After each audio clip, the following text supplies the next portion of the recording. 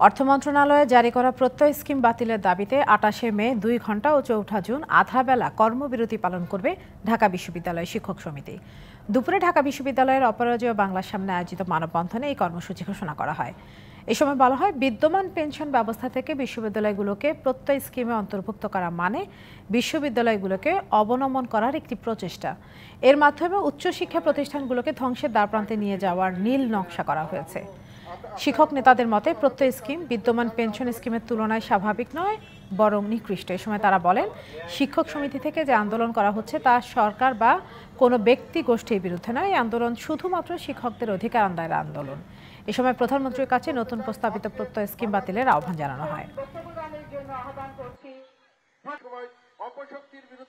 প্রতিবাদ করবই, প্রত্যয় স্কিম প্রত্যাখ্যান করেছি, কোনোভাবে সেটি গ্রহণ করব না। আমরা চাই যে সরকার আমাদের সাথে আলোচনার মধ্য দিয়ে এই যে পেনশনের ক্ষেত্রে যে বৈষম্য সৃষ্টি করা হয়েছে সেটি নিয়ে আমাদের সাথে আলোচনা করে সুরাহা করবেন। ৩রা জুন পর্যন্ত আমরা দেখবো, সেটা দাবি পূরণ না করা হলে ৪টা জুন আমরা অর্ধবেলা আমরা কর্মবিরতি পালন করবো, অর্থাৎ সকাল থেকে দুপুর পর্যন্ত। এর পরবর্তী পর্যায়ে ঢাকা বিশ্ববিদ্যালয় সহ আমরা অন্যান্য বিশ্ববিদ্যালয় যৌথভাবে আমাদের কর্মসূচি ঘোষণা করব।